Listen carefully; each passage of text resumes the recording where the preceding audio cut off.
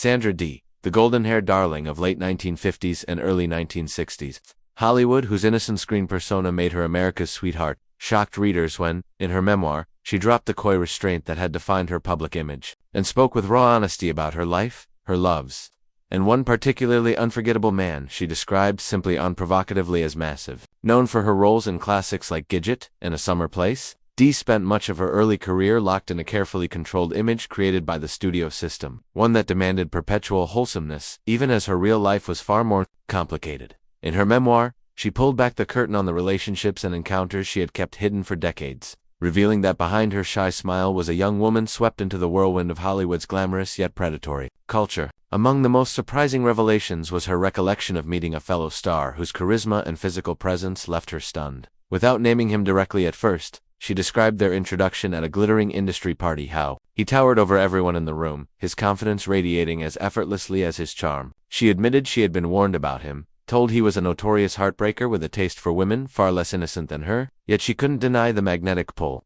He was massive, she wrote, clarifying that she meant not just his stature but the entirety of his persona, his broad shoulders, commanding voice, and the larger-than-life energy that made her feel both intimidated and oddly protected. Their brief but intense connection became one of the most vivid memories of her early career, a moment where she felt, perhaps for the first time, like a woman rather than just the perfect little girl the studio sold to the public. Dee did not shy away from the bittersweet edge to the memory, noting that the man's appetite for life, whether for fame, adventure, or romance, was too great to be contained in any one relationship, and she ultimately stepped back, knowing she couldn't compete with the parade of admirers who followed him everywhere. Still, she credited that encounter with awakening a confidence in herself that she had long suppressed under the weight of Hollywood's expectations and her own personal struggles, including the eating disorder and emotional traumas she also revealed in the book. By the time she wrote her memoir, Dee was decades removed from her ingenue days. Yet the memory remained fresh, a testament to the powerful impression he had made. While she left enough clues for determined readers to guess the man's identity, she deliberately maintained a veil of discretion,